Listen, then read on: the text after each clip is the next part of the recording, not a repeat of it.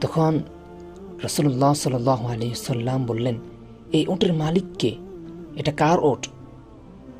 তখন এক আনসার যুবক এসে বলল, ইয়া রাসূলুল্লাহ, এটি আমার উট। রাসূল বললেন, আল্লাহ তাআলা তোমার অধিকার যে জন্তুটি দিয়েছেন সে সম্পর্কে তুমি কি আল্লাহ তাআলাকে ভয় করো না? এটি আমার কাছে অভিযোগ করেছে যে তুমি এটিকে ক্ষুধার্ত অবস্থায় রাখো এবং এটিকে খুব বেশি লোড করার মাধ্যমে তাকে কষ্ট দাও। সুবহানাল্লাহি বিহামদিহি, সুবহানাল্লাহিল আযীম। রাসূলুল্লাহ সাল্লাল্লাহু আলাইহি ওয়াসাল্লামের একটি পশুর প্রতি যে দয়া দেখালেন তা আমাদের জন্য শিক্ষণীয়। হাদিসটি সুনানে আবু দাউদের মধ্যে এসেছে।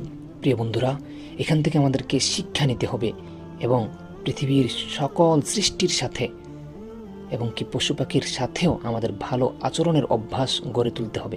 আল্লাহ তাআলা আমাদের সবাইকে তৌফিক দান করুন, আমিন।